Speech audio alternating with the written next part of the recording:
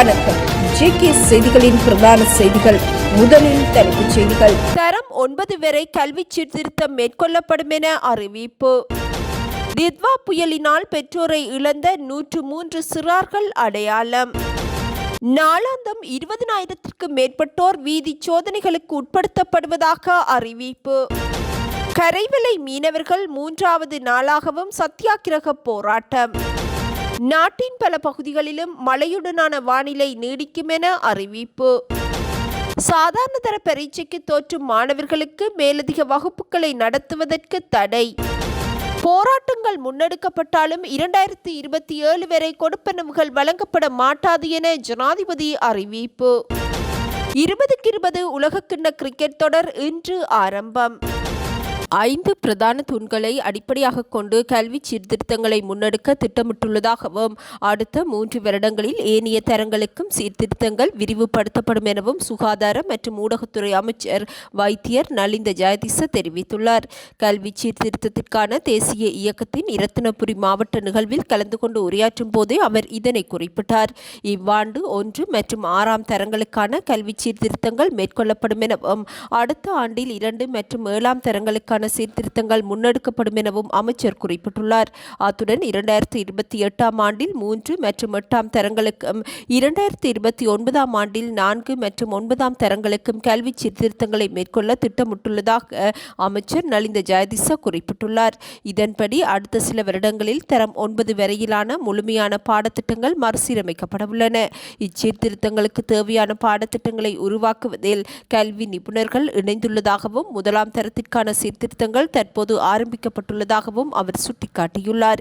எவ்வாறாயினும் 6ஆம் தரத்திற்கான பாடத்திட்ட மாற்றங்கள் மாத்திரம் அடுத்த ஆண்டு வரை ஒத்தி வைக்கப்பட்டுள்ளதாகவும் அமைச்சர் குறிப்பிட்டுள்ளார். 21ஆம் நூற்றாண்டின் சவால்களை எதிர்கொள்ளக்கூடிய பிரஜைகளை உருவாக்குவதே இச்சீர்திருத்தங்களின் பிரதான நோக்கம் எனவும் அமைச்சர் நலிந்த ஜெயதிச குறிப்பிட்டுள்ளார். தித்வா புயல் காரணமாக தாய், தந்தை அல்லது இருவரையும் இழந்த 103 சிறுவர்கள் அடையாளம் காணப்பட்டுள்ளதாக மகளிர் மற்றும் சிறுவர் விவகார அமைச்சர் சரோஜா சாவித்ரி போல்ராஜ் தெரிவித்துள்ளார். பதுளை மாவட்ட செயலக கேட்போர் கூடத்தில் இடம்பெற்ற நிகழ்வொன்றின் போதே அவர் இதனை குறிப்பிட்டார். குறித்த சிறுவர்களை பராமரிப்பதற்கும் அவர்களின் எதிர்கால பாதுகாப்பிற்கும் ஜனாதிபதியின் அறிவுறுத்தலின் பேரில் விசேட வேலைத்திட்டம் ஒன்று நடைமுறைப்படுத்தப்படும் எனவும் அமைச்சர் தெரிவித்துள்ளார். பெற்றோரை இழந்த சிறுவர்களை பொறுப்பேற்க பலர் முன்வந்துள்ளதாக தெரிவித்துள்ள அமைச்சர் முறையான சட்ட நடைமுறைகளை பின்பற்றி நீதிமன்ற உத்தரவுகளுக்கு உட்பட்டு அந்த நடவடிக்கைகள் முன்னெடுக்கப்படும் எனவும் குறிப்பிட்டுள்ளார். இதேவேளை பதுளை மாவட்டத்தில் இளம் வயதில் கர்ப்பமடையும் யுவதிகளின் எண்ணிக்கை அதிகரித்துள்ளதாகவும் அத்தகைய நிலைமைகளை எதிர்கொள்பவர்களுக்கு பாதுகாப்பு வழங்க முறையான இடவசதிகள் இல்லை எனவும் அறிவித்துள்ளார். அத்துடன் பதுளையில் புதிய போக்காக இணையவழி வன்முறைகள் அதிகரித்துள்ளதுடன் பெற்றோர்களால் பிள்ளைகள் தாக்கப்படும் சம்பவங்களும் அதிகளவில் பதிவாகியுள்ளதாக அமைச்சர் சுட்டிக்காட்டியுள்ளார். எவ்வாறாயினும் நாட்டில் அதிகளவிலான சிறுவர் குற்றங்கள் பொலனறுவையின் வெலிகந்தை பகுதியில் இடம்பெற்று வருவதாகவும் மகளிர் மற்றும் சிறுவர் விவகார அமைச்சர் சரோஜா சாவித்ரி போல்ராஜ் சுட்டிக்காட்டியுள்ளார். போலீசாரால் முன்னெடுக்கப்படும் நாளாந்த சோதனை நடவடிக்கைகளுக்கு அமைய நேற்றைய தினம் மாத்திரம் 27,430 பேர் பரிசோதனைக்கு உட்படுத்தப்பட்டுள்ளனர். இச்சோதனை நடவடிக்கைகளின் போது சந்தேகத்தின் பேரில் 524 பேர் கைது செய்யப்பட்டுள்ளனர். அத்துடன் குற்றச் செயல்களுடன் நேரடியாக தொடர்புடையவர்கள் என அடையாளம் காணப்பட்ட 14 பேரும் கைது செய்யப்பட்டுள்ளனர். பிடியாணை பிறப்பிக்கப்பட்டிருந்த 309 பேரும் பகிரங்க பிடியாணை பிறப்பிக்கப்பட்டிருந்த 156 பேரும் இச்சோதனைகளின் போது போலீசாரால் கைது செய்யப்பட்டுள்ளனர். சோதனை நடவடிக்கைகளின் போது மதுபோதையில் வாகனம் செலுத்திய 422 சாரதிகள் கைது செய்யப்பட்டுள்ளதுடன் அஜாக்கிரதையாக வாகனம் செலுத்திய குற்றச்சாட்டில் 79 சாரதிகள் பொறுப்பில் எடுக்கப்பட்டுள்ளனர். அத்துடன் ஏனைய போக்குவரத்து விதிமீறல்கள் தொடர்பாக 4,826 பேருக்கு எதிராக சட்ட நடவடிக்கை மேற்கொள்ளப்பட்டுள்ளதாகவும் போலீஸ் திணைக்களம் அறிவித்துள்ளது. உளவு இயந்திரங்களுடன் பொருத்தப்பட்ட விஞ்ச் இயந்திரங்களை பயன்படுத்தி மேற்கொள்ளப்படும் கரைவலை மீன்பிடி நடவடிக்கைகளுக்கு விதிக்கப்பட்டுள்ள தடையை நீக்க கோரி மீனவர்கள் ஆரம்பித்த சத்தியாகிரக போராட்டம் இன்று 3வது நாளாகவும் தொடர்கின்றது. முல்லைத்தீவு மற்றும் கொக்குலாய் உள்ளிட்ட பல பகுதிகளைச் சேர்ந்த கரைவலை மீனவர்கள் கடந்த 5ஆம் தேதி ஜனாதிபதி செயலகத்திற்கு முன்பாக இப்போராட்டத்தை ஆரம்பித்தனர். தமது பிரச்சினைகள் குறித்து ஜனாதிபதியின் பணிப்பாளர் நாயகம் டி கமகேவுடன் நடத்திய பேச்சுவார்த்தை தோல்வியடைந்ததை அடுத்து நேற்றைய தினம் பேராயர் கர்தினால் மெல்கம் ரஞ்சித் ஆண்டகியை சந்தித்து தமது கோரிக்கைகளை முன்வைத்தனர்.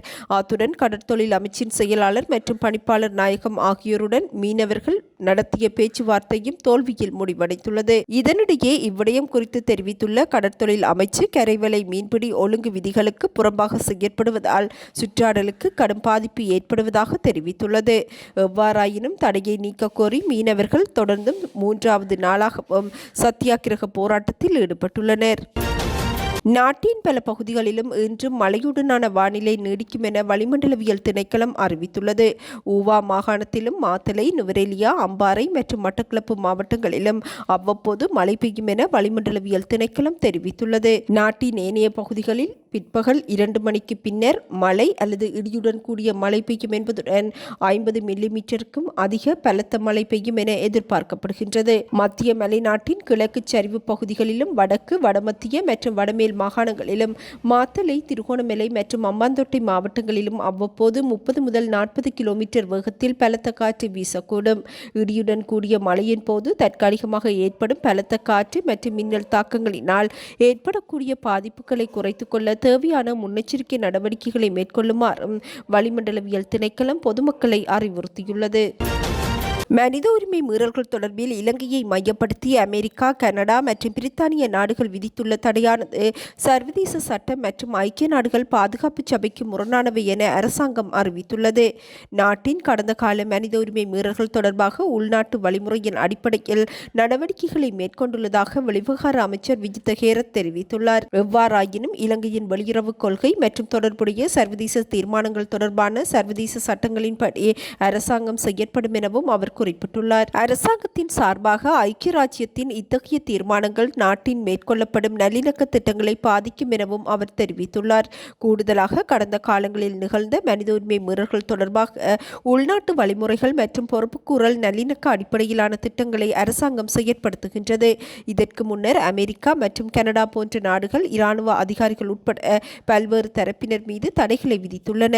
அந்த வகையில் ஐக்கிய ராஜ்யத்தின் இந்நடவடிக்கை புதிதல்ல என தெரிவித்துள்ள வெளிவிவகார அமைச்சர், இருப்பினும் இவ்வாறு எடுக்கப்பட்ட நடவடிக்கைகள் மற்றும் தடைகள் சர்வதேச சட்டம், ஐக்கிய நாடுகள் பாதுகாப்பு சபைக்கு முரணானவை என குறிப்பிட்டுள்ளார். இலங்கை அரசாங்கம் தன்னிச்சையாக எடுக்கப்பட்ட இத்தகைய நடவடிக்கைகளை ஏற்றுக்கொள்ளாது எனவும் இதன்படி அரசாங்கம் அதை நிராகரித்தாலும் தாம் தெளிவான சர்வதேச கொள்கையின்படி சர்வதேச சட்டத்தின்படி செயற்படுவோம் எனவும் வெளிவிவகார அமைச்சர் விஜித ஹேரத் தெரிவித்துள்ளார்.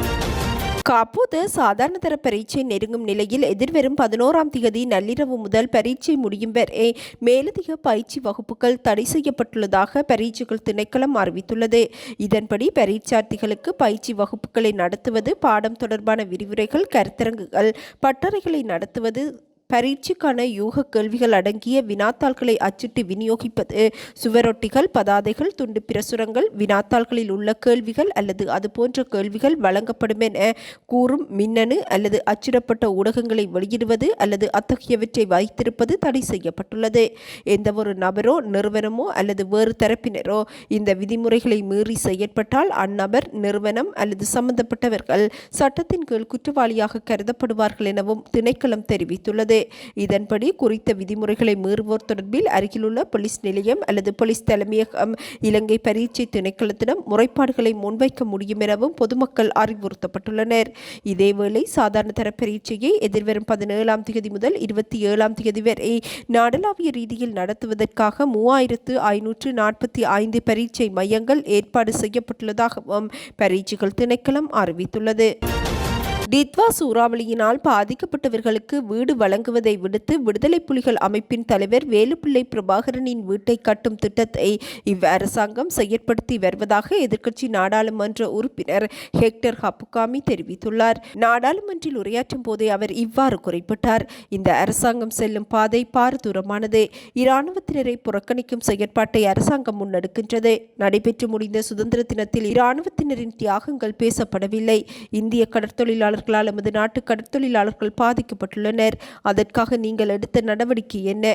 குறித்த பிரதேசத்திற்கு சென்று பார்வையிட்டீர்களா? இது பாரதூரமான செயல் என நாடாளுமன்ற உறுப்பினர் ஹெக்டர் ஹப்புகாமி தெரிவித்துள்ளார். 2027ஆம் ஆண்டு சம்பள அதிகரிப்பு வழங்கப்படும் வரையில் அரச ஊழியர்களுக்கு எதுவித மேலதிக கொடுப்பனவுகளும் வழங்கப்பட மாட்டாது என ஜனாதிபதி அனுரகுமார திசாநாயக்க தெரிவித்துள்ளார். வேலை நிறுத்தம் மேற்கொண்டாலோ அல்லது வீதியில் இறங்கினாலோ மூன்றாவது சம்பள அதிகரிப்பு என்பது 2027ஆம் ஆண்டு மாத்திரமே மேற்கொள்ளப்படும் எனவும் ஜனாதிபதி சுட்டிக்காட்டியுள்ளார்.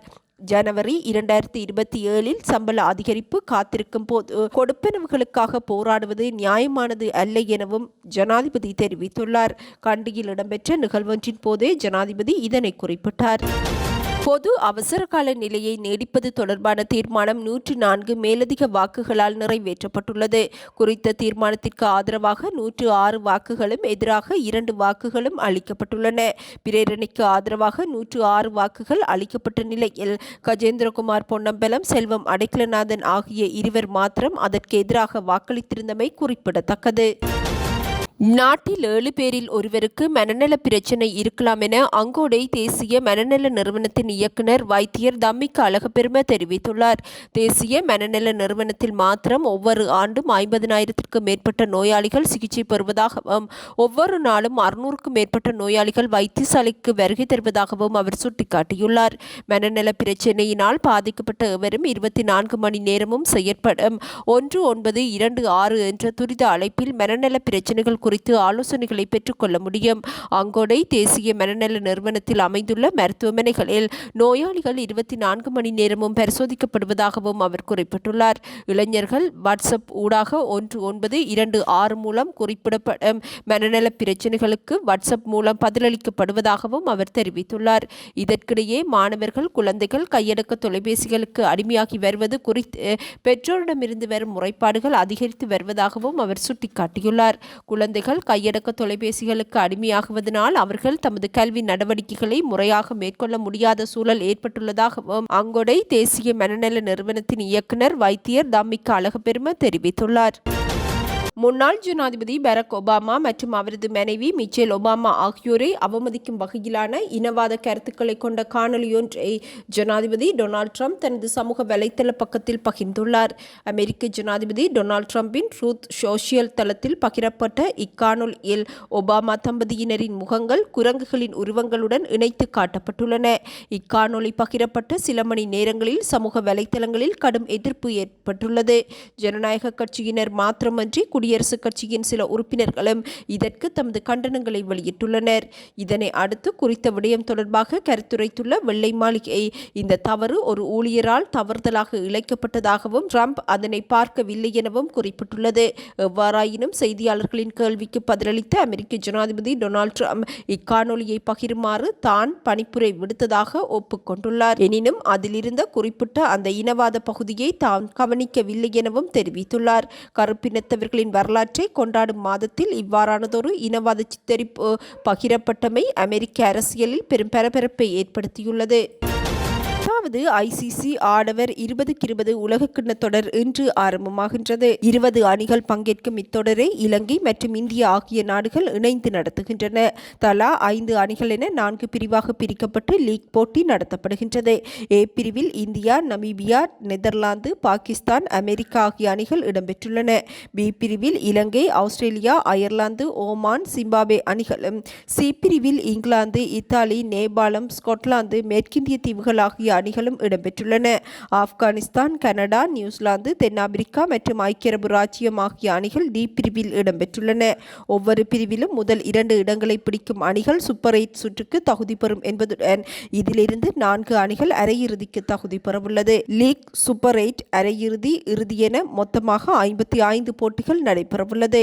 இப்போட்டிகள் இலங்கையின் கொழும்பு, SSC, பிரேமதாச மற்றும் கண்டி, பல்லேகல மைதானங்களிலும் இந்தியாவின் கொல்கத்தா, அகமதாபாத், சென்னை, டெல்லி மற்றும் மும்பை ஆகிய மைதானங்களிலும் இடம்பெறவுள்ளது. இதேவேளை பாகிஸ்தான் மற்றும் நெதர்லாந்து அணிகளுக்கு இடையிலான போட்டி இன்று காலை 11 மணிக்கு கொழும்பு SSC மைதானத்தில் ஆரம்பமானது. அத்துடன் இன்று மாலை ஸ்கொட்லாந்து மற்றும் மேற்கிந்திய தீவுகள் அணிகளுக்கு இடையிலான போட்டி ஈடன் கார்டன் மைதானத்தில் நடைபெறவுள்ளது. இரவு 7 மணிக்கு இந்தியா மற்றும் அமெரிக்க அணிகளுக்கு இடையிலான போட்டி வாங்கடே மைதானத்தில் நடைபெறவுள்ளது. இத்துடன் இன்று எமது பிரதான செய்திகள் நிறைவடைகின்றன. நமது அடுத்த பிரதான செய்திகளை நாளை எதிர்பாருங்கள். வணக்கம்.